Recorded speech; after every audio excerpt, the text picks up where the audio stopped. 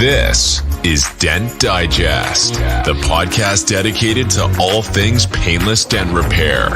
From the latest techniques to cutting-edge tools, we dive into engaging discussions with renowned dent repair experts.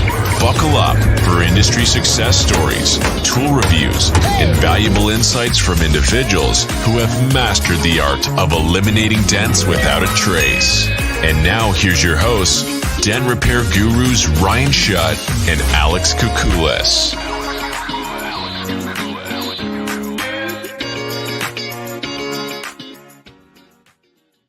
What is going on? Welcome to another episode of the Dent Digest live show. Good afternoon, Alex. How you doing? I'm okay. How about yourself? Good. Yeah? Still really hot here. It is? Yeah. What's hot? 115. Okay, it was 100 here today. So we were pretty really hot. close. We were 100 with 100% humidity. I'm not used to it either because there's a lot of humidity this year. I'm not used to that. Yeah. So. Humidity's a lot of fun, man. So Yeah. we got PDR Expo coming up. You going? I don't know yet. I'm going to Montana next week, so I don't know. It just depends how busy I am. Yeah. You know, I told a bunch of people I was gonna go. Told a bunch of people I wasn't gonna go. I'm not going. I don't. Well, I'm saving it. I'm saving it for our Orlando. fishing trip. Or hey, fishing would be Saving fun. it for that. So I see you got one of these too. I did. And I'm going to tell you, I've been using it the last couple of days. I'm not a Craftsman guy. I am. But I've been using this. And to be honest with you, I actually really enjoy using it. Yeah. It's got a lot of uses, metal one side, leather on the other, and then the two different Craftsman end tips. Yeah. But I feel like the weight is just right. I really like the ball. Something about the ball. It's heavier than most. Mm-hmm. You know what I mean? Most of the aluminum balls at the end. Aluminum balls. Listen to me tonight. Jesus, peasy. But I really enjoy it from Kiko. I really do. Yeah. I really enjoy. I've been using it a bunch. I don't know. It's something about hammer. it. Something about it. I've been really enjoying it. That's the aluminum one, right? Like the aluminum head. Yeah. Yeah, they have a steel one too. Yeah, this thing is. Let me see if I can bring it up on full screen and show you guys it's what nice. It looks like. It's a really nice hammer. Yeah, those tips are awesome for crowns. It says Kiko at the top and aluminum end. I mean, it's just a really nice hammer. A carbon shaft. It's nice, man. The weight's just right. So they got it. You know what I mean? Yeah.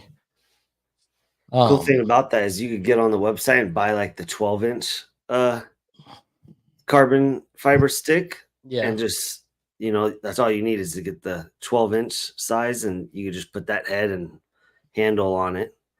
So you don't have to buy a whole new hammer. Yeah, but who wants to just keep changing it over and over and over? Right. Just buy another hammer. Dent guys always have like 30 hammers. You don't even want to see my hammer problem I got. You know what I mean? But, it's like you go to MTE, right? And, I bought that rat hammer from CarePoint. I'll never use it, but it's a great conversation point.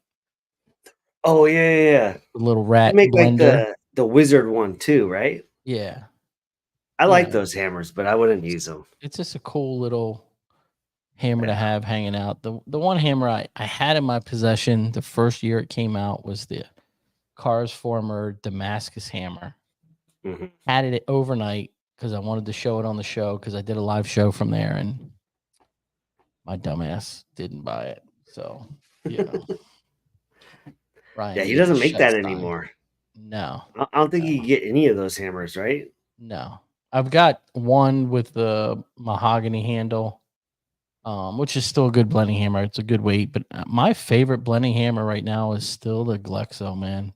Really? Something about that mid-weight Glexo hammer that they have, and even the lightweight hammer, it's a really cool hammer with everything, the way that it's machined and the windows, you can look through it. But the heavy hammer, man, because I have all three, that heavy hammer, you will destroy some stuff. You know, it's just so heavy. For me, and I'm not a very good blender. I'm not scared to Yeah. say I'm not the Shane Jacks by any way. You know, Josh is a better blender than I am. So I'm just old school. Yeah. You get anything Blending. new? Any other new tools or I got some new Kiko tabs. I forgot the name of them, but the shafts, like, um, mid-size? I'm gonna butcher it, but they're Well, pulling really hard. So Um, yeah, we had a little window guard episode on a car, so we had to. I ended up buying everybody new window guards. They were like tore up a trim panel and you what? tore up a trim panel, like the edge. Was Just the did some edge bent damage. and it dug Yeah, into it? Yeah. yeah. So ordered a bunch of stuff from. You know what I did get? Actually, I should have brought it on. I got a super shave tool, one of the dent gear tools from Dentcraft. It's like 24 inches long, green handle, super shaved. The It's part of sharp their ones? It was the old Excalibur set that they had. Do That you Dent like Gear them? had. It's a cool, like all it is one. It's Hmm. a cool tool because it gets in some really tight places. Nice. And then I also bought that I should have bought at MT, and I've been, wanting to buy it. Was the green handled hook set that's sharp. So it's like the black hook set, but they're sharps. Yep. I've been Get it, thinking of buying those. bro. I love that little black set. Hmm. This just puts it to another level. Really? Because Yeah. the black set, it pushes pretty sharp too. Yeah, but it's different. You know what I mean? Yeah. There's a couple more hooks in there, I believe. Stuff like I feel like the big hook on that black hook set is pretty much a useless hook for me. Nice. But the green it's pretty cool. It's pretty I feel cool like set. Dentcraft doesn't like advertise their tools much, but they're No, super good tools. they are. I just wish they would go back to the old school ultra thin whale tail. Yeah. Why would you change something that's good? And I understand it's a manufacturing thing, but god They should damn, never. I have like 3 of make those, and I'm like so scared to lose them. make whale tails great again. Like, come on, man. Let's not mess up something that's good. It's like taking a really good cheesesteak and just frying it or doing something different to it. Like, why would you do that to a Philly cheesesteak? So, Yeah. but no, man, we've had some difficult customers this week. I think you jinxed me. The other week you were like, "Yeah, we have customers that aren't happy." I'm like, "No, everybody leaves happy." Man, we've had some difficult. You have some customers, and you just sit back and you're like, "Bro," I had a customer that really bad damage. He was he was a personal friend of one of my body shop owners, so you kind of feel like you have to take care of the guy, right? Yep. And he works at a hospital. He's not shown up for his appointment multiple times. Oh, He man. showed up a week early. His appointment's actually this upcoming Monday. He came in this Monday, and I mean the door was bad. And I spent about 10 hours on this door. For not enough money. Yeah. But I just wanted to make the body shop owner that I've known forever happy and Yep. fix the car, get it done. He comes to pick it up, and he hit a barrier in a parking garage, a concrete barrier on a 7 Series BMW rear door. So it had the whole impression. It was like this long, scratches through it. I told him it'd be 60-70%, right? Yep. Fix a dent. Dent came out really nice. Took it all apart because you couldn't get to the top of the door. Took it all apart, buffed everything I could buff, touch up what I touched up, and there were still some scratches that it looked worse touched up than it did, right? Like you have some scratches that are the surface scratches that you can't get out with wet sand and buff, but if you put touch up in there, you saw it more. Yeah.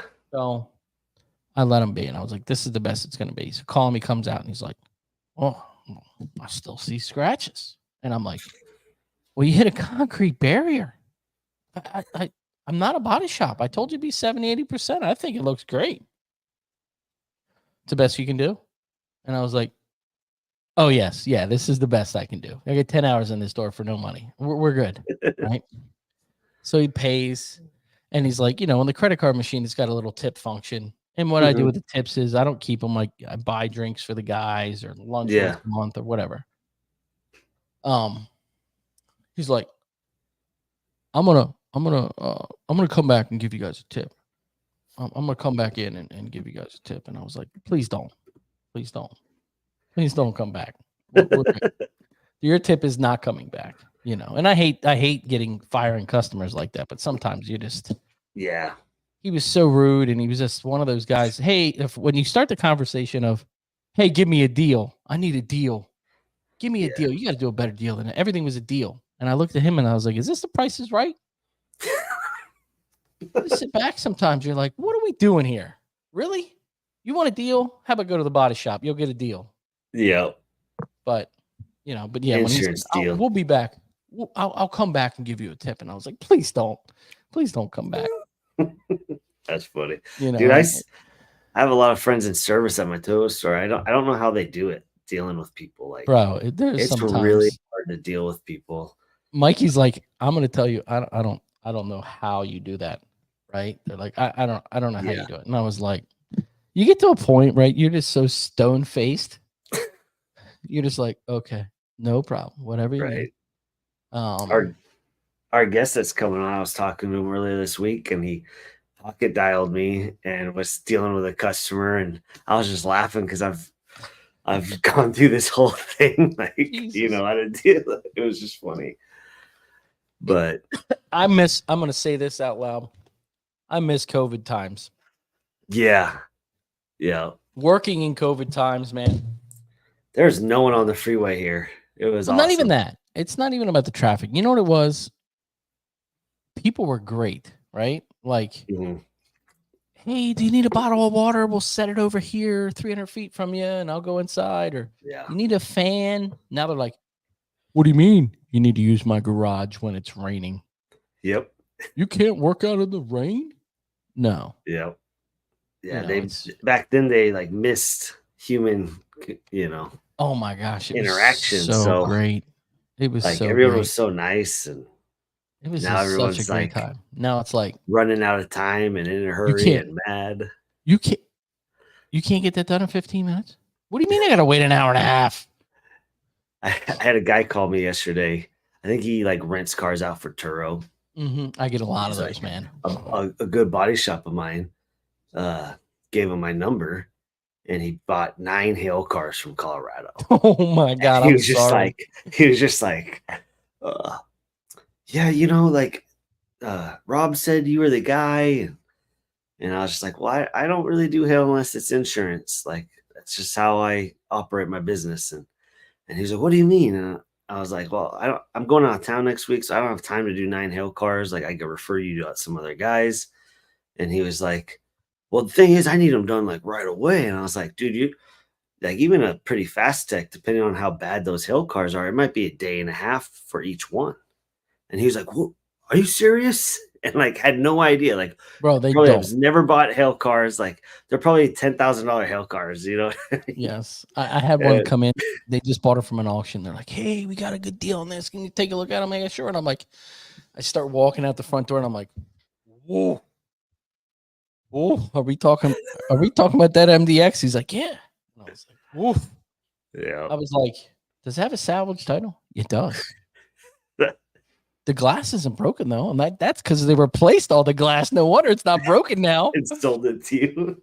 And I go inside and I look at Josh, and I was like, hey Josh, you got a minute? He's like, yeah, what's up? And I was like, got one of your specials out here. And he's like, what do you mean? I was like, come on out. And he comes out, he's like, oh. I was like, there's not a panel on here that we're not going to fix. Like it's there, everything needs repair. So he's like, yeah, but we got a really good deal. I'm like, then drive it. Yeah. Drive it, dude. You never get a good deal on buying a hail car. Unless you're a dent guy, right? Yeah. Like you can buy a brand new truck, brand new Silverado that's in one of those dealer lots and get $30,000 off hail sale, and you buy it. fix half of it and leave half dented. That's what I would do. Like if we had a hailstorm here, I'd fix Go half buy a the truck. truck. Well, just fix half of it. And say before and after. Yeah, it'd be great. Yep. That'd be a great That would be advertisement, good. though. So, It'd be a good one. but Is our guest Ed in the back? he is. He's sitting back there lounging. I keep Nice. getting a peek. I don't know if he's laughing at us or what, but it's that type of a night. Trying to think of what else is going on. I haven't heard anything else about Drew, about his tornado episode. I know he seemed like he posted something. He seemed like he was okay, but Yeah. still scary times. That's crazy. Just drive and get hit by a tornado. There's Well, tornado debris, right? You're there. You know what I mean? You're in you're in it when it's hailing down there in Texas and Colorado. I mean, you're in the valley of it. So Yeah. I'm excited for MTE. I just had Tony Pando reach out from Dr. Color Chips, so I think we're gonna end up Doing that doing again. our class again. Yeah. He never sent me my kit. He doesn't like you. I know. You gotta pay for the kit to get his kit sent to you. I'll tell you, man, we've been using the shit out of that kit still. I really did. It's a good kit. I charged a guy today $150 and it took us no time, and we keep building. I've got a lot of colors. We keep building. I keep adding boxes to it, and just keep adding to our library. So, but it's always just nice to have blacks and whites there. You know what I mean? If you damage a hole or something, it's always nice to just kind of touch it up to where you don't know it was in there. Yeah.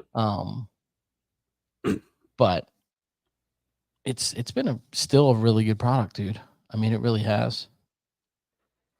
I like their product. It's it matches good, like especially with the Porsches. It does pretty good. Yeah, the BMW and Porsche does a really good job. Yeah. Some of them are close. You're using, that little spectrometer tool, the little color reader tool is bomb. It works through the app through your phone. Since MT, that's been the best addition that I've used for that kit. And they're clear touch up. So now you can do Dr. Color Chip, and then they have a clear that goes on it that lays really nice. So, nice. Look, Tony said, send him 3,000. He'll send you a kit. $3. Okay. Oh, you got a question there. It says, how is that kit for a mobile guy? I think it was originally made for a mobile guy. Yeah, I do too. So it comes Josh, in like you got to come to the class.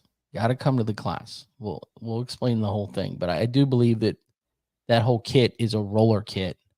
Mm-hmm. That's all I do is roll around the shop. I don't do any mobile touch ups, but I do believe it was made for a mobile guy. So, nice. Well, let's get our guest on and get this thing rocking and rolling. I'm gonna let you introduce him. Alex Van Dyne. Alex is the talent finder. That's what I say. Who we have in this? I love it. It's great. I don't have to worry about it. It's beautiful. We're having Ed Van Dyne, and he's a very talented tech. How you doing, What's up, Ed? Excellent. How are you guys doing? Good. We're doing okay. We could make a 2-hour episode up tonight. Because I had another day of customers like that.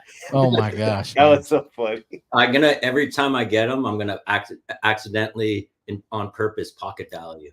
Yeah. So, hey, send me your number. We could swap people. There's talkers and there's doers. I'll do it next time I got one. I do today. Yeah. Sometimes you sit back, you're like, would I ever say this to somebody that's doing work on my car? No. Like I always, like if I take my truck to the dealer, I make sure it's clean, like super clean. Cause I feel like if something's clean when it comes into the shop, they take a little more care than a truck that has mud all over it and dog hair, But man, some of these guys, I sit back and I'm like, it's kind of funny because on the weekends I sit back and with all my buddies and I'm like, you got to hear this story, man. You got to, it's kind of comical, but damn, it gets old. It's crazy. Yeah. Yeah. You know what? More times than not, they're great customers. So you get them Yeah. every once in a while. You're right. Hey, by the way, Ryan, you're not the only one with issues, man. Look at that. Look, you got that Kiko Lots of hammer. hammers. Only within the last year, because for the last 27 years, this is the one hammer I used. That's a good hammer. I It's got the the only same hammer thing. for 27 years. Then I went and saw Bryce. And now I've got this. What's your favorite out of the whole bundle? I haven't used them yet because I got them today, but I got the aluminum and the steel. Yep. Mhm. And the steel is a lot similar weighted to the Craftsman. And since visiting Bryce, I've been using this on a daily basis. So Yep. I don't know. I don't think I have a favorite. They all have their different applications. Yeah. I probably use this one the most. Yeah. Hoping that I'm gonna switch over to this, but we'll see. Dude, I haven't used my Craftsman hammer since I got that Kiko hammer. Okay. I like it because I don't have to use the plastic Craftsman tip Yeah. that's on it, the blue tips. Yeah. I can just use the middle part. I was thinking, I don't know what you guys think, but this handle, I agree, it feels great in your hand. Yeah. But if this was a material that you could use this as a knockdown too, Yeah. you know, on the panel, you know what I mean? Yeah. But I really like that you can use both sides of this, you know, Yeah. as a paddle, because I tend to, like, this is the one I use on a daily basis, and you can see the wood, and you know, I use it a lot for finishing. Mm-hmm. The VIP. Choose that wood up. Yeah, choose it up a little bit, but that's okay, man. We can afford it. Ed, how did you get into PDR? It's kind of a funny story, man. I played soccer in college, and I had this grand idea that I was going to design cleats and tennis shoes for a living. And I got a job as an intern with Reebok. Was kind of starting off in that way, and then they laid off like 40% of their workforce across the nation. And so I'm having a beer with my buddy that I went to college with in 12 o'clock in the afternoon for lunch, and we're drinking beers. And I go, man, I got to find a job. And he's like, oh, we're hiring. And I'm like, dude, I'm not fixing dents in cars. Like, I didn't go to college to fix dents. And I said, besides, you're chugging beers with me. What kind of job is that? And so he said, hey, just go talk to the guy. And his name was Mitch Buich. He owned a company called Dent Pro. Mm-hmm. And I went over there and he interviewed me, and I still was like, nah, this is not for me. And he said to me, just come to our Christmas party and check it out. So we had it at this really ritzy, it's called the Ritz over in I think it's Berkeley. And I went to the Christmas party and I saw all these guys and they're having fun, and then the awards night came and I saw the kind of money they were making. And I said, man, it's like a fellowship, you know, they all were getting along. Their wives were there. And I'm like, I can do this. And the rest is history. I wasn't very good in the beginning, you know, but yeah, no one is. Yeah. But I'm raised with an iron fist at home, and I'm a Marine. So, you know, I don't give up. So I just keep pushing. And then the light bulb went off, and I have a lot of good mentors early on. And yeah. So one of them was Corey Kleinfeld's dad, Gary. He was one of my really close mentors. Nice. Just the most amazing human being, man. Just if you've met Bryce and you know how humble he is, Corey's dad was the same. He was just a fantastic man. When did Gary get out of PDR? He passed away. He did? Yeah, from a massive heart attack. Yeah. Oh, man. 2 years ago, right? Yeah. That's sad. It's super sad. I miss him every day. But a great technician. There's no accident that Corey's a good tech. Wow. His dad was a stud, man. I'd fly him out to Arizona. So kind of backtrack. After about a year with Dent Pro, I decided I wanted to do my own franchise, and the owner wanted us to go to New York. So we went out there and checked out Queens. He wanted us to move to Queens. Oh my gosh. I know. So we went once in the summertime, and we went and get the dealerships and stuff. And we're like, we can do this. And it was good money. And we're like, we could crush it here, right? There didn't really have any dent guys at the time. This is back in 97. Yeah. And so, but then we made a really wise decision. We came back in the wintertime, man. And it was effing brutal. The cars, the windows were frozen. They wouldn't go down. There was ice on the roofs, you know, it was just Northeast, baby. Northeast. So we That's what sat we in deal the jacuzzi after the day and we're like, do you want to do this? And I'm like, no. And I go, do you want to do this? He's like, no.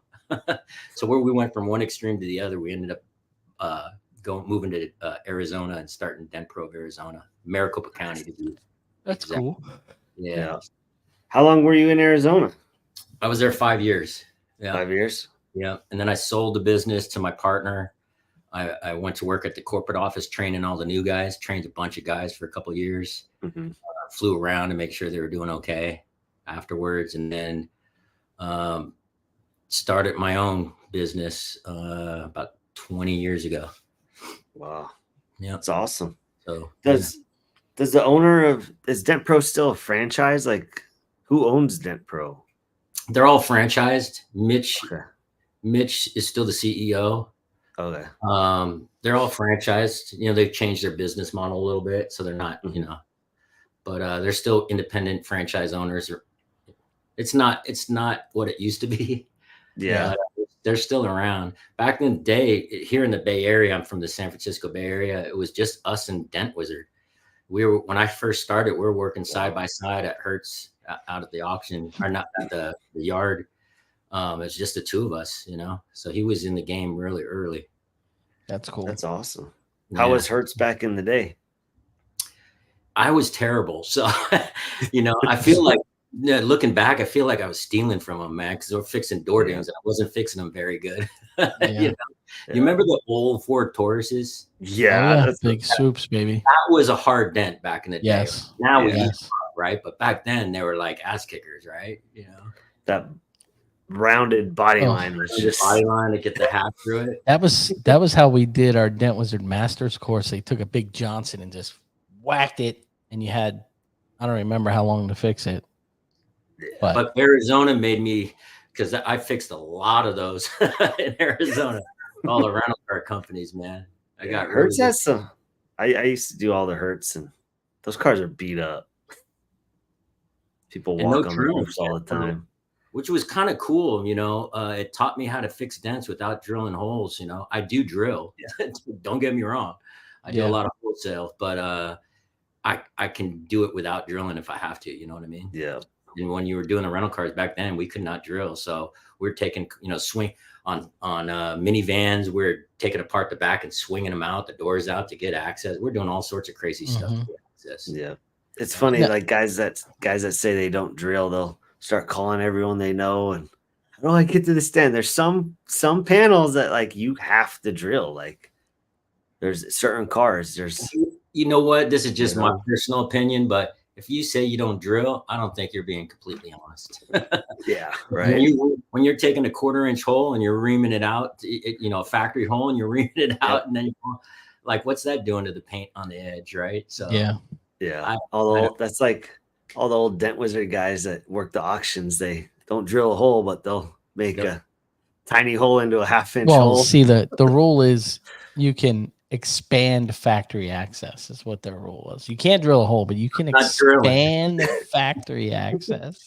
But dude, listen, I've worked next to some seasoned veteran techs that are looked up to in the industry, and they drill, man, or they open up holes. So I just did a dent on a 50s Bel Air, and a really well-known tech in my area told the customer that he was going to drill in the wheel well. And I was surprised because I didn't think that tech drilled, right? Yeah. So, anyways. So when you when you left Dent Pro and you were starting your company, did you already have accounts, or did you have to hit the road and start over? I had zero cold calling, man. And the crazy part is I bought $1 million home. My wife was 9 months pregnant. I had a 3-year-old at home, and I got in the car and drove across the bridge into the Bay Area in the dark every day for 30 days. It rained 30 days straight that November. Every day it rained, and I had no work, and I didn't know where I was going, but I went, you know, it's like, got to make it happen. Right. Yeah. Knocking on doors, but I was confident in my abilities. I just walked the lots and looked for the ugliest dent I could possibly find. Right. And if you could fix the ugly one, you know, that the other guys couldn't fix, it would, you know, you'd get somewhere. So Yeah. I think That's that's how a lot of us started. I was the same way when I started RPS. It was kind of like I remember coming home with my wife. She was pregnant and coming home and like, man, I don't know if I made the right decision, right? Like you're just banging on doors, you're getting your teeth kicked in. You're better than the guys that are in those lots. And you get to the point where in the beginning, you felt like you weren't getting anywhere. You know what I mean? You were just getting kicked in the butt, kicked in the butt, kicked in the butt. You come home so defeated. But then just, a month or two in, it starts to slowly grow and you get, your confidence on your dent repair is fine, but your confidence in getting accounts slowly starts to grow. And then it just kind of snowballs from there. yeah. Hey, you guys have heard, was it your show? No, I think it might have been Corey's podcast that Bryce was talking. He talked about when he gets an ugly dent, there's no, I'm not going to fix this. He never questions himself, right? He's like, and it sounds bizarre, but he says, I do it as if, and I'm paraphrasing, as if my family's life depends on it. Yeah. That was PDR college. So, I mean, it sounds crazy, like, but like when I went to work, there was no failure, it's like, yeah, I have to make this work. Right. So Yeah. like, and people can feel that, you know what I mean? The heart speaks to 100%. the heart, you know what I mean? So when you're passionate like that, I was a little bit arrogant, confident / arrogant. I told people, hey, I'm not going to always be slow. There's going to be a time when I'm super busy. But I'm not now, and I'm hungry, and they, I don't know, it registered with them. So I got busy pretty fast. Yeah. Yeah. They like to see a guy that's hungry, when they see a guy work on a dent for not much money for 5 hours, 6 hours, like, that's my guy. I want him. You got it, man. Length, right? Yeah. Yeah. And that's some of your best accounts, right? Like my Honda dealer, I went in there, I think like for a year, and they had the same dent guy for 15 years. And I went in every week for a year, told me no. And then one Friday at like 3:00, they called. It was a Nissan, I can remember the car, black Nissan Frontier with the rear swing back door that, remember, it used to swing back on the bedside, and it was just slayed. So I get there at 4:00, and I remember walking in. I was like, hey, I'm here to take care of the Frontier. And the whole dealership looks over and they point over and they're laughing. They're like, there it is over there. And my eyes must have been this big because I was looking across it and I could see it was just destroyed. And I was like, oh, I got that. I was in the dark when the manager left. He pulled up to me and he's like, I got my headlights on the truck. I got my limited board going, door off the car by myself. He rolls up and he's like, just put the keys in the mail slot when you leave. And I was there until like 11:00 at night, but I fixed it, put it all back together.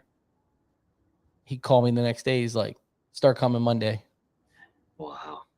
I knew the end of that story and I'd never heard it before. You know what I mean? It's that one car that just gets you. And this is my opportunity, man. Yeah. Right. Now how Bryce does that on a day in and day out basis, I don't know. I think that's what makes Bryce him, though. He's consistent. Like, he's so consistent with doing those repairs, and even if he's in a bad mood, he still gets it done. There is something to be said about repetition, right? Because once you've done something a couple of times, you can do it, right? So you know what I mean? I don't know if that makes sense or not, but it does, totally. So for him, it's probably like, I've been here before. Yeah. Although, man, did you see Gaius Arlson's Jeep hood and fender that he posted today? Yeah, I saw it. I don't know how he did that. Unbelievable, man. And then Bryce's Audi, I don't know what it was, like a A5 or A7, that black door that had that knot that was stretched beyond belief, man. Yeah, it was one of those like flat creases in the middle. Those are so hard to power. I mean, when you train with him, he gives you a stretch dent, right? And he hits hits it pretty damn hard. You can see it. It's golf ball dent, right? And then he looks at you and he says, is that enough or you want more, right? Being a knucklehead, I want more, right? So you hit it harder, right? But that dent that he did was like times 10, man. That thing would have had water, like a cup of water, man, you know? Yeah. How did you start? How would you start that dent? Well, go ahead, Alex. No, I was gonna say fly to Florida and train with Bryce. That was gonna be my answer. Me and Ed have trained with Bryce, so I think we both know. How'd you start it? I can't say, it's a secret. Shut up. This is a real show to where you gotta give I'd give it all away. I don't care. I'll tell you exactly how you do it. When I got back to Cali and a few guys that knew that I went out to Florida, my phone was blowing up, man. Yeah, dude. And they're coming from all different angles, like trying to like get, you know, and I'm like, hey, dude, like I don't know what to say. I don't know what to tell you, man. Like, yeah, dude, I paid good money to go train with Bryce. Best thing I ever did. And he posted his training video of me when I was on the plane coming back. And when I was waiting for my luggage at the airport, a dent guy that I don't talk to, I know, and he called me. I didn't have his number saved. He's like talking to me like I was like, who is this? And he just saw my video and wants to know. And I had to tell him, I said, dude, like, I can't, like, just go see him. And Ryan, I'll tell you this, man. Everything that he teaches us is not rocket science. It's all stuff that's out there. It's not like, you know, there's magic or there's not like some special tools, or it's all technique, process, and when and where. Like systematical dent repair. One of the main things he said to me over and over and over again, he said, manage your repair. And what he meant by that is it's step by step by step by step, methodical, right? And like, keep it manageable. I'm like, I thought I'd be going out there and learning some voodoo or something, right? But I'm like, oh, you know, and it's just little things like stuff that I've been doing for years, and he just tweaks it or go at it from this angle instead of this angle, or this step instead of this step, right? And when you put all those pieces together and you see it in front of your eyes, man, all of a sudden you're like, holy shit. Like it. Yeah. So it's not, it wouldn't take much, you know what I mean? But you have to spend the time, you know? Yeah. I think a lot of guys go thinking that they're going to find shortcuts on these smashes, and there's absolutely no shortcut. Like, there's being able to do it and not being able to do it, but it's still a 10-hour, 15-hour, you know, the really bad ones are going to be 20, 25 hours. Like, I always used to say, well, if I do it in 20 hours, Bryce could probably do it in like 15. And I did a Highlander door and it took me 15 hours, and I sent it to him. It's like, dude, I just want to know how long this would take you. And he said 15 hours. I was just like, I didn't tell him it took me 15 hours, you know? You know, it's just, and when his finished product's a little better than mine, you know? He's phenomenal tech. And when he taught like that A7 they did that he posted just recently, he said 18 hours. That's 18 hours of work. That's not 18 hours and go get some coffee or work on another car. I mean, his phone blows up 24/7, so there's probably a few phone calls in there. But overall, that's 18 hours of repair time. Yeah. So when I was with him, he was booking out like 2 months out. Yeah. Was he doing that with you? Yeah. It's amazing. It amazes Unless me. He wanted it for his training. Yeah, he'd get him in. But other than that, he was out. Yeah. When you go to his training, are you a little vulnerable? You're kind of like, I'm not sure I'm going to be able to fix this stuff. You know what I mean? When you get to him, you're like, ah. Well, that's kind of how Alex and I first kind of met, is that I called about a half a dozen guys. You know, being in the industry for 27 years, I told people, hey, I'm thinking about going to train. And they're like, are you this advanced training? They said, are you the trainer? You know, every account thinks you're the best dent guy, right? Yeah.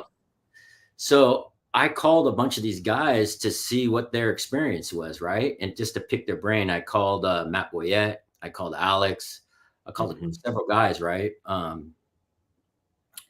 And they all said the same thing, man. Well, they said two things. This is my wife. They said, check your ego at the door. Doesn't matter how long you've been doing it, just go there to learn. And they said you're going to be empowered when you leave, that you'll know he makes you do it. So when you leave, you'll be confident that you can do it. And so to answer your question, Ryan, I thought I checked my ego at the door on the airplane on the way over there, but I didn't. I got frustrated. That stretched hood dent took me half a day. A dent like this big. I'm not used to working on dents this big for a half a day. Mm-hmm. And there was new processes, especially with the blending hammer. This is one of the tips that I used. I don't know if you guys have seen this tip. This is from, I think, Edgy Tools. Yeah, I think it's an Edgy Tool tip here. Let me hold it up. This is one of the tips that I used on that. Here we go. Yeah, that's a good tip. Was that like the C cup or the A cup or something like that? I don't Mm-hmm. know. Anyways, the point to it is, just working it. And he not forces you is the wrong word, but he wants you to take it all the way. Like, dent guy, how many dent guys in your area go, oh, I glassed that dent, right? Yeah. And what's that mean to a dent guy, right? But when you go to Bryce, when it's finished, it's finished. Like, yeah, it is. There's no crumbs. It's like back to basically normal, right? So yeah, it was frustrating. It was time consuming. I didn't lose it, but I expected more out of myself. I think that's the question you were asking. Yeah. Right? So, but when after about a day and a half, I just was like, okay, forget this. Every throw got me, because it's all new, man. You take a door edge or a hatchback edge, right? And you've seen his videos, and he buckles them in, right? And they're not only they wasted in, but they pushed off the secondary wall. They're they're ugly, right? So I've never fixed those things clean. I didn't know how to do those before I went there. So when he did my stretch dent, it like I didn't say anything when he hit it the first time, like you described. So he hit it like 2 more times. I was like, okay. And I never used the power box before I went to him. And I was working it, and I'd get it almost stable, and then it'd oil can again. And he took everything from me and showed me something. And then he goes, uh-oh. And he's like, this is not good. Like, and in my mind, I was like, okay, it's just too far gone. It ain't going to stabilize. And we worked till 7 or 8 every night, and or longer. But I was like, all right, well, if it's not gonna do that, you want to just go get a steak? And he was just like, I don't give up, and just kept going. And then I was like, well, if we're gonna stay, I'm gonna do it. And we got it to stabilize. So it was just seeing him, like, the no give up in Bryce is like, hey, he needs to all send us some hats and t-shirts for promoting his business tonight, man. Yeah. He gets a lot of promotion on Ryan's show. Does he? All right. Yeah. Well, enough of that guy. Enough of that knucklehead. Do you do all wholesale, or is it retail wholesale? Is it hail? An awesome mix, man. I do a bunch of dealerships. I do zero advertising. I don't have a website. I don't have Yelp. I don't have anything. You can't find me. I did 2 car clubs in the last 20 years, and some guys from the club posted some stuff, but outside of that, you can't find me. So, but I get a lot of retail because I've been doing the dealership work for so long that so many people know me. And I'm just one guy. In Arizona, I had 10 guys, but I'm just one guy. So between body shops and the dealership work and the service work and the referral work, it's just like more than I can handle, Yeah. The referral work is the best. It's advertisement great. I have zero shopper. I don't have anybody shopping Price. That's awesome. I do get the body shop buddy that wants to do. That resonated with me. Ted said you were going to hook me up. Yeah. You know, I just started using Mobile Tech RX. I've been the guy who pulls the numbers out of my head. And then after the last MTE, and I had dinner with Bryce, and he told me about Mobile Tech RX, and I started using it. So I try with retail and that stuff to use the Mobile Tech RX, but with like a guy like Ryan did, the body shop, I do family members and friends of family for half price. So like I'll use Mobile Tech RX and then I go, here's what I normally would charge. And this is what, that seems to work out okay. Yeah. You in our industry, if you hook up the right people, the dividends you get from that are priceless. So you have to know when to, not be stubborn on the price guide. But yeah, everything's flexible. I know there's guys out that are like get full pop and know what you're worth and all that stuff. But it's like the car salesman that'll rip off their mother, though. Yes. I just try to treat people the way I want to be treated. You know what I mean? Exactly. Yeah. And that said. The price guide, I get it. It's a great guide. And I have this conversation with Paul all the time. Come to my area, spend 4 days here. Every car that comes in, I'll tell you what I think I would write it for. You try to sell it and you keep the difference. I'll fix it, but you keep the difference if you get it. So if I say it's a $700 repair and he thinks it's $1,400, he keeps the $700, never touches the car. I think a lot of the price guides, and I've talked to other techs in different areas, it's all location based, right? Yeah. Like where Paul's area is, super rich area, ton of money there. But you bring those prices to my area, you're going to lose a customer. Mm-hmm. I try to be fair.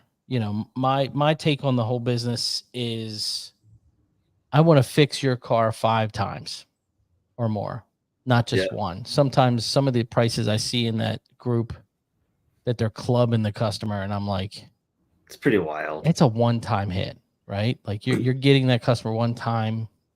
It's probably not going to come back. Yeah. And there's no umbrella cast over the whole thing, right? Every situation is different. So exactly. If you're in that market, like Ed, you're in a pretty good market for high prices. Really good. So I think you'll get repeat customers if you're in that market. But if you're not, like I quoted a pretty deep body line dent this week, $450 something bucks.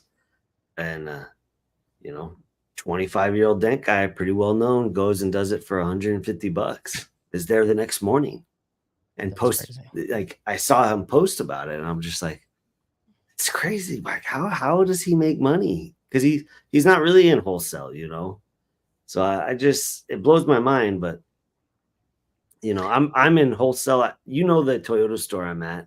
I have to be there all the time, right? It's a great account. So I give high price retail. Like I don't, if I can't get what it's worth, like on the price guide, I won't do it unless it's like someone I'm trying to do a favor for. Well, that's a big factor, right? If you have lots of time on your hand, huge. Yeah, you can do it. You're busy, right? So and I think some of the repairs too, you also have to look at how long it's really going to take you. You know what I mean? Some of those repairs, you're like, oh, my favorite repair, F-150 rear doors. Summertime, it's hot here. Gets that big low in the center of the door. Looks really bad. And all you're doing, you're going to go down and cut the glue. Or at least cut half the glue. You don't have to cut the whole thing. You figure out, okay, Mobile Tech RX, the price guide's here. Can I do it for an extra $50 less than that? Yeah, sure. Because how long it's going to take you. Mm-hmm. I do feel like we're getting a little more pushback with the insurance companies, a little more than we were. Yeah, they're fighting. And I do think, to be honest with you, I've noticed lately with the dent warranty companies, I feel like I'm getting a lot better money than I ever did. Because I'm like, hey, it's going to be $300 for this. Mm-hmm. And they're like, why so much? Well, you got to do this, this, and this. Okay, fix it. So I think that industry is changing. It's nice to watch it evolve when they were like, oh, he's $75 and he'll come to you. Yeah. It's not how the last one I worked for wouldn't pay more than 75. And I'm hearing the guys getting like 325 on a dent, 500, 700. So it's pretty good. Hey, in your guys' area, did the pricing change during COVID, post-COVID? For a body Like, shop? did it go up? Or just for all those things? Yeah, did it go Yeah. up? Yeah. Yeah. Everything went up. And I actually had a general manager, first time, only time in my career, come to me when I was on the lot and told me to raise my prices. he said, Ed, I'm not going to mention the dealership. Yeah. He said, Ed, we had a record, set a store record, right, for sales, and he told me to raise my prices. So, and better take him on a fishing trip or something. I know. Yeah. But that's a hard thing to do, right? Most of the dent guys are fearful of, they're charging 65 a car, 75 a car, whatever it is in wholesale, and they think they can't charge any extra for a hard dent. I try to mentor guys in my area, the guys that I'm close with, like, you can get more money in the wholesale industry. Bryce and I had a long conversation. He's very open-minded about it. He's like, no, man, like anywhere there's money flowing through, it's just how you approach it, Yes. So, and if you're saving them money and time, with the alternative, with the car being down, they're gonna pay you more. 100%. And we get it too. I mean, I had a body shop that does some OEM repairs for some manufacturers, straight, because we're by the port here. And Josh went and did them, and they were bad. I mean, it was 2 quarters on an MDX, 2 brand new MDXs, 2 quarters each, 4 total. And Josh was like, what do you think about a price for this? I'm like, that's fair. You know what I mean? It's fair. So he gives him the price. The guy's like, oh no, double each one. I'm like, what? Wow. And he did. It ended up being like, I think he ended up charging him like $1,750 for each car. He did both of them in 4 hours. And what was going to happen was Acura was going to have to crush the cars because it was so bad to where both quarters are smashed that they weren't, if they had to weld on them or try to pull the metal, that they were going to have to total them. So he's like, write them. So I think for the first time ever that people are starting to recognize our industry for what it is, man, we were just the door digging guys for so long, man. Yep. So I really think there's a lot of people changing the industry. It's not just one guy, right? There's a lot. You guys know him better than I know him. I just got on social media a year ago. So, but I can feel the change, man. I can feel it. We've always been crying out, like they treat us just like every other vendor or whatever. But what we do is such a skill, such an art, man. And I think people are finally recognizing that and see value in it, I think the first generation of dent guys kind of messed up by keeping it so secret. I don't know. I mean, they did. Like when I learned in 08, and every dent guy was like, "You drop your easy up if you see a dent guy, or put up an umbrella." And like, listen, you don't talk to no one.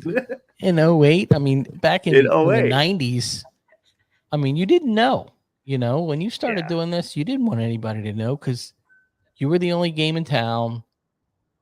You're making a shit ton of money. Yeah. No questions asked. You made your own rules. But if you go back to that time, you'd probably try and train a ton of guys.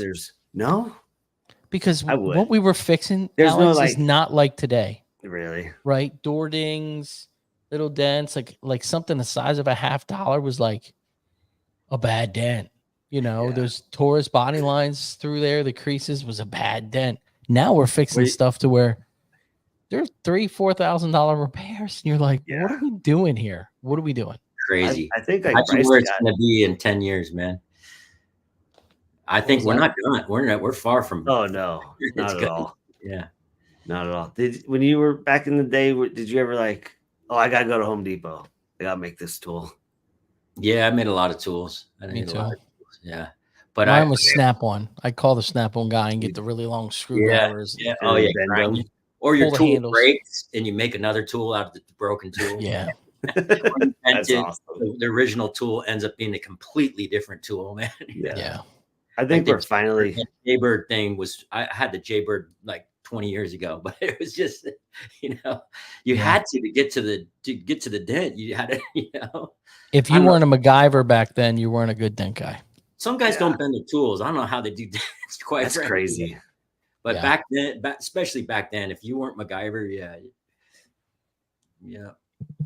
The good old days. I had good mentors showing me that stuff, right? I was kind of the scared puppy, right? And then they'd come over there and throw it over their knee or throw it in the trailer hitch and trailer hitch. And then another bend, and next thing you know, whoop. You should see the back of my tool. What did you use the bend tools back then? Trailer hitch. Anything? Trailer hitch. Mm-hmm. Or the fence post, wedge it in there, whatever anything you could.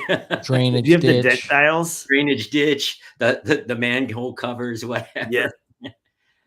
Yeah. The dealers have like those graded manholes. Yeah. With all the slots in it. I always bend my tools with that thing. Oh, yeah. It's a funny story. I got a lot of funny stories, man. Been like I'm a dinosaur in this thing, but so I live near Sal. I don't feel like a dinosaur though, man. People don't know how old I am. I live near Sal and I've worked near Sal since the very beginning, right? And Greg Sanders, Ryan, you know Greg? Yeah. Yeah, both exceptional dent techs. But this is back in '96, and that the master tool, right? Speaking of bending tools and stuff. Yeah. When I met the Wizards, they didn't have knockdowns. We used the master. They used this small master about this big, and they would use it for their knockdown. And we, Dent Pro, we were actually doing knockdowns, and they were looking at us like we were aliens, and we were looking at them like they were aliens. But Sal was with Dent. People don't know this, but Sal was a Dent Pro guy. He started out with Dent Pro, and he quit right when I started. He had quit just before I started. And I ran into him. I was brand new. I was riding around with another dent tech, and we ran into him at a Lexus dealership. And he had a master, and he was working on a Lexus trunk that was smashed in. It was a pretty bad dent for those times, and he was hammering it. And he said to me, "I'm trying to figure this thing out." And he was bending it, and you could. And those master tools, they keep them polished on one end, but they bent them to what they needed to, to sculpt, right? And I believe, I don't know this for a fact, but I think that that's where the slapper tapper came from, man. Because Sal been playing with that thing for a long, long time, man. And he, because it was a pain in the ass to hold the master, man. They were this, right? And so duh, right? Let me put a handle on this thing instead of holding it like this all the time, right? Yeah, it was a unique, trying to just get that high spot down. It was just manual labor, just trying to push. But the longer you use the longer one too, right? Yeah, we use both. Guys out here were using those for crown. They were sending metal way back in the, way back then. They were sending metal by using the master and a hammer, the pick side of the hammer, kind of like this end, but pointy, and they were hitting it, sending metal that way. This is alien talk to me. I'm too young. Hey, but everything came from somewhere, Alex. I know. All this stuff is connected, man. Even the stuff that we're coming out with now with the lateral tension, it's been around for a long, long time, man. We're just putting it into play with PDR. I kind of gravitated to that because I used to work a frame machine at my dad's body shop. That's how I got into PR. My dad owned a body shop, so that's why I say that JVF tool is like a frame machine for cars. Or PDR, But you guys using that a lot, the JVF? Yes. We both use it. I find that I was talking to Alex a little bit about it, but the feet are, I wish they had lots. Like I saw Guidus got one JVF, and he took either like a jigsaw or something, and he cut those things narrow, the feet on them, so he can place them in different places. I wish they had just a set of different type feet, it's got a bunch coming out. Yeah, Jonathan posted today that he's gonna post them soon. Awesome. There's a lot of new stuff coming out. I'm pretty excited. That tool is amazing tool, man. It is, and I use it for more than just like big killed doors. I'll use it on super sharp dents and just try to, pull that metal back as much as I can to try to relieve some of that. Why not? But that is how I start those dents, by the way, right? it is a great. It is a great. I think Alex is getting cut off this show tonight. He's getting cut off. Alex is gone. That was good, Alex. Alex I is might get the gone. drop next. But I just think, there's a lot of options out there, and I've got some of the other options, but something's different about that tool. Yeah. Something is just Quality. It's quality. Yeah. Well different. Very. I just picked up the Beast Bar. I haven't used it yet. Okay. Yeah, I talked to a couple guys that had it, and they gave it high marks. So I like it just because it swings out of the way. Of course. Yeah. To be able to see and relieve tension. Yeah, it's always the worst when you're trying to, like, I had to use the mini bridge, Kiko mini bridge. It was really small area. And man, I was like, God damn, I wish this thing folded to the side, because I really was trying to get this crown. I just kept hitting the top of it. And I was like, what the hell? Yeah. But for something fast, I love that Kiko mini bridge, though. Yeah. It's small. Oh, yeah. But I want them to make it where it, like, I can move the centerpiece. You can't move the centerpiece. Oh, yeah. Yeah. Sometimes you get it to where it's at a weird angle. You know what I mean? Yep. Ed, what's your go-to glue? So just a 30-second intro to that. I work in an area, it's called Coma. That's who's the guy that reps for Kiko? Gene Fetty? Is that his name? And he went out and did a demonstration. I went to Corey Kleinfeld's meet and greet, I think it was a couple of years ago. And the day before, Gene had gone to this body shop to kind of do a presentation for them for the whole set system, right? And he comes back from Coma ceremony to this meet and greet, and he says, "I just left the worst place on the planet to glue pole, and that's my backyard, and that's where I work." Really?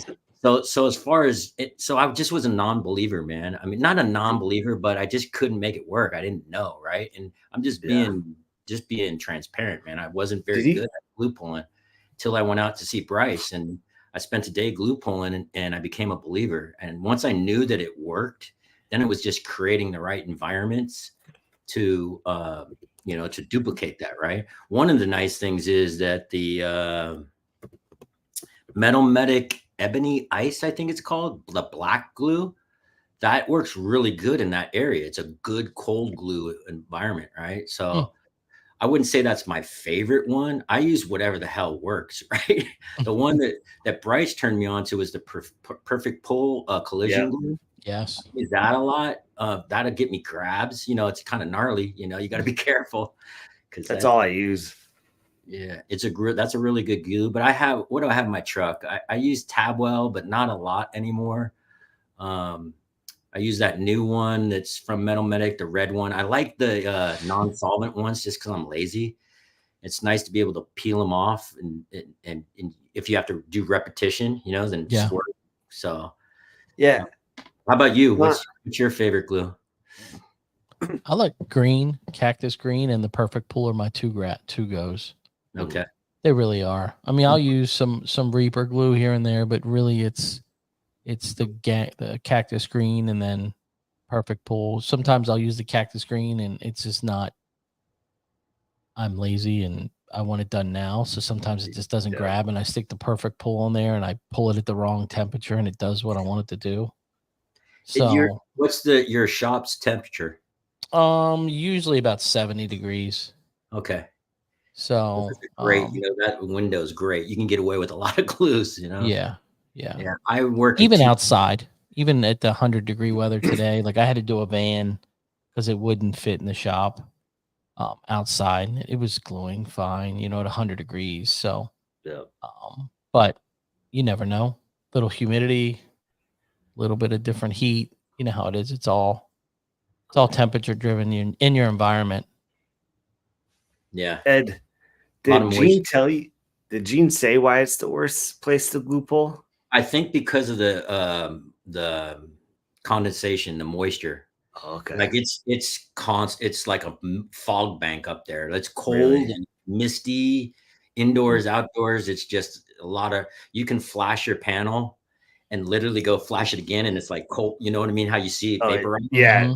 You can literally flash it, set up your glue and stuff, and go stick it on, and it's there again, man. You know? Wow. That Yeah. sucks. So I don't do a lot of, during the winter time and those about a 6-month window, I don't do a lot of outdoor glue pulling up there. If I have to glue pull, I'll bring it inside so I can control that a little bit. But during the summertime, it's fine. How long until cars rust up there? Good question, because it's right all where I work is on the other side of the hill is the coast, the ocean, right? Really? So we do have, especially up there where there's a lot of moisture and stuff, and it's some of it's salt there, right? So it's an issue. That's crazy. Yeah, Toyotas probably wouldn't do that well up there. The Toyota frames. Yeah. I saw that post that you did with the roof rail with the drill hole. Oh my God, dude. That thing That would've came been- from California. That would have been rusted out quick up there, man. Yeah.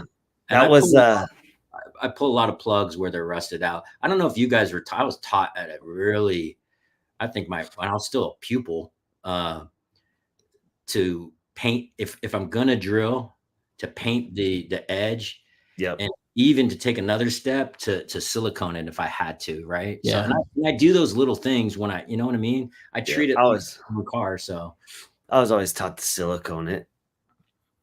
I plugged the first one, and the guy goes, "What the hell are you doing, man?" And I go, "What are you talking about, man?" He goes, "You didn't paint the edge." And I'm like, "I didn't know I was supposed to." That's funny. Yeah. Anyways, Arizona cars don't rust here. It's usually not humid at all. They rust here quick. Quick. So if you have one tip for some of these younger guys that are watching, what would it be to kind of grow their business and succeed?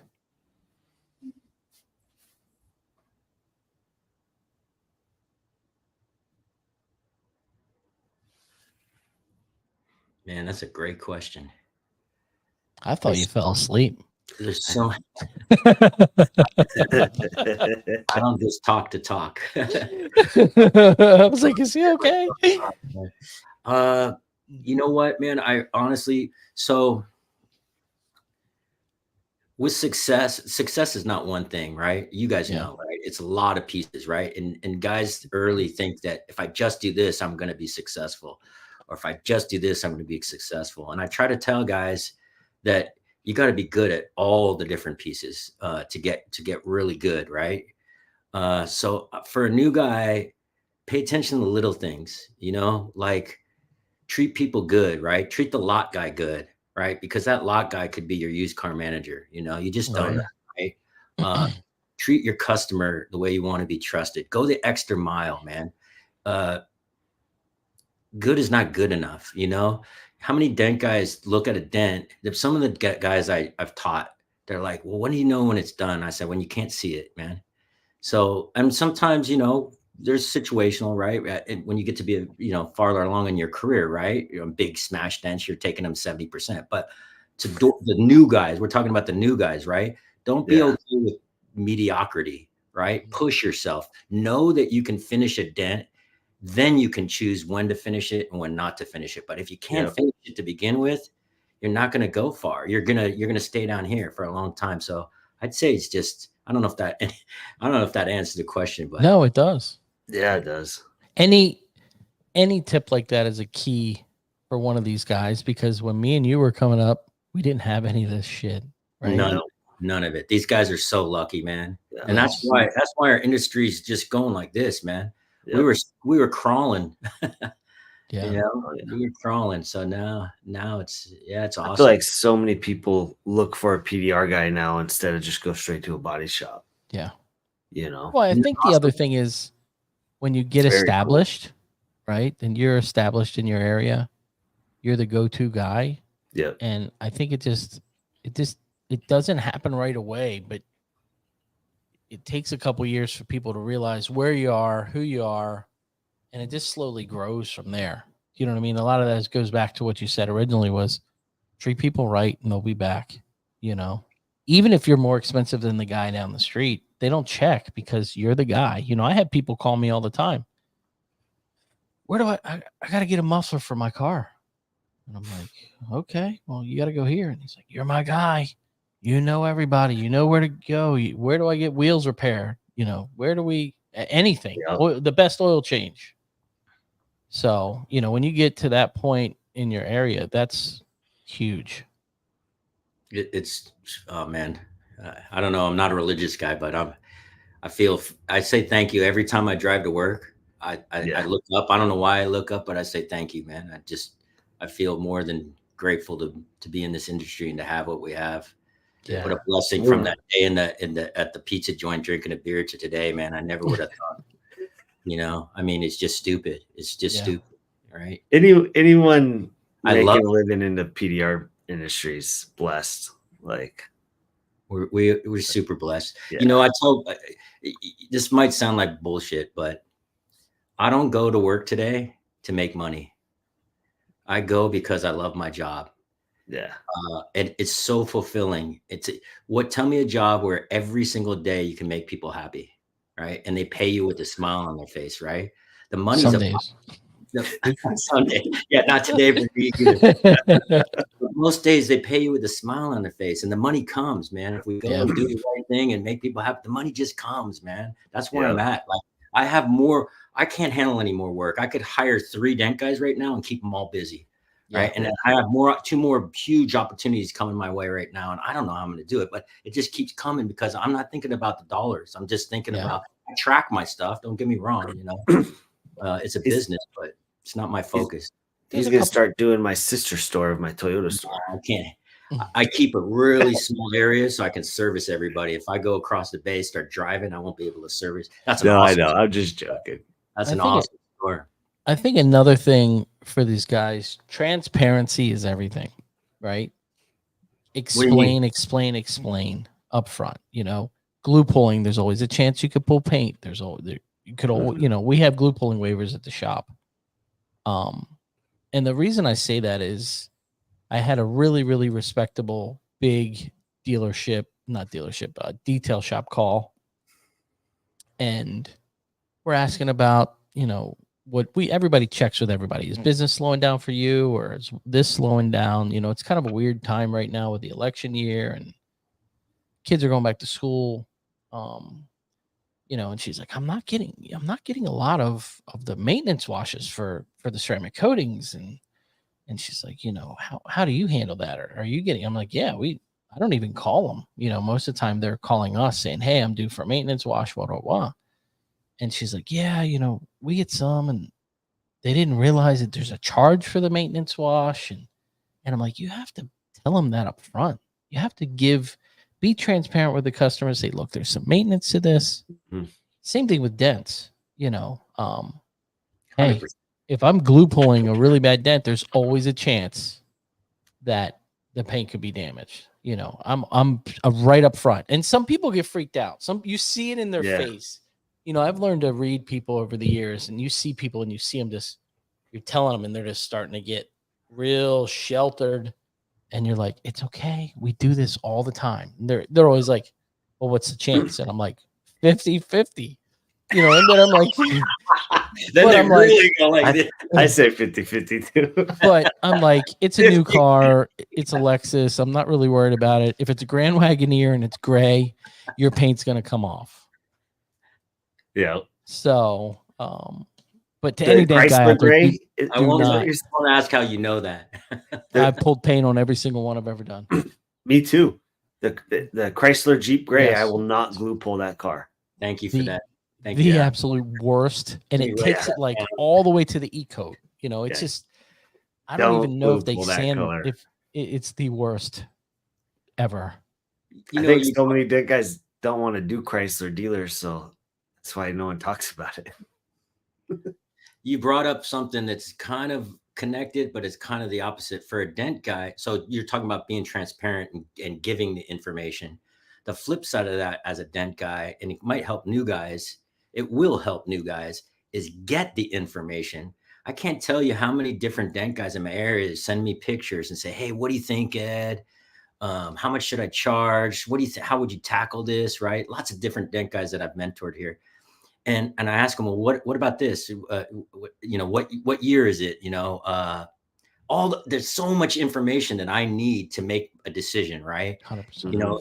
Is it going to is it a new car? Is it a sold car? Is it a customer car? Is it a lease return? Just a gazillion, all that information. I process all that information to make my decisions, right? As far as pricing goes, how good I got to get it, like all that stuff, right? So, and knowing your competition, right?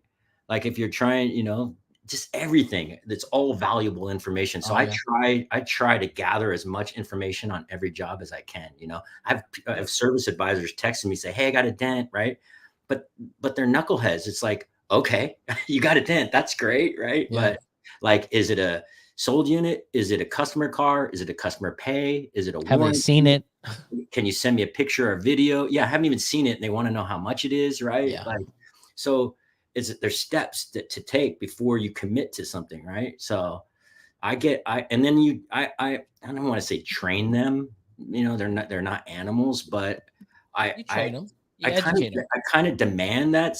I need these. I tell them, help me help you. You know what I mean? Like, you give me this information, I can do my job, right? So now most of my accounts, they start with that, right? Like I get a text of everything, right? Like I know what panel it is. I don't have to say, well, where's the dent you want me to repair, right? I know all that information going into it, right? Yeah. And so I think that'll help guys, because guys spend a lot of time running around for nothing, right? They drive out there. Oh, I got a dent. Okay. Right. And they drive out there. It's like, you're killing if you got no work, okay. But yeah. And I use that even more now with having more guys.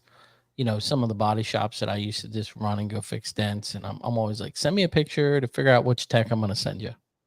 If I know that a tech's, more skilled in that vehicle, or, Josh that works for me is probably one of the best glue pulling techs I've ever seen. So if it's something glue, I'm going to send him because he's awesome. So that seemed to make a change in some of our dead runs, or going to a repair that I'm thinking it's an hour and a half repair and he's there for 4 hours. So, because everybody's time's valuable. I think our time's more valuable than anything else. Being efficient, right? Like probably that's one of the many things in our thing, to be efficient, right? Yeah. Time is no dent guy's the same. No. So we're all different. Yep. Well, Ed, I like what you said about the Dent Wizard guys looking at you like aliens, and you were looking at the Dent Wizard guys like aliens. That was funny. Well, I was that guy hiding my shit. So was I. For a long time. It's just, I didn't want to do this. When you asked me to do this, everything in my body from all my 27 years of doing dents was like, no, right? Yeah. Go talk to guys about dent repair. No, right? Like, but I'm trying to, create this, trying to walk this different path. I don't give up everything, right? You got to earn some. It wouldn't be worth it if you didn't earn some stuff, but right. I can be friendly with people and talk to people. You know what I mean? I don't open up my hatchback and let them actually I did. Sal, I bought the dent dial a couple months ago, and so I said, hey, I don't care. He doesn't let anybody look at his stuff, but I'm like, come on, man, you can look at my stuff. Like everything's on website anyways, right? It's like, so. Well, Ed, I do appreciate you coming on, man. It was, nice meeting you, Ryan. Definitely. Yeah, thank you for coming on. I'm training with Bryce before the MTE, so for a second go. So I'll say hi to if you're at the MTE. I'm sure you will be. I'll buy you dinner. Oh, you're getting dinner? I didn't even get dinner last year. What the hell kind of shit is that? You're an asshole. Oh my God. Did you send him his birthday present? Jesus. My birthday was July 3rd. I didn't get nothing. Hey, congratulations on winning the golden mic, by the way. Yeah, I didn't know what that was until you guys won it.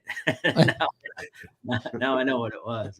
That's funny. Well, Ed, you have a great night. Thank you very much, and stay in touch. Where can people find you?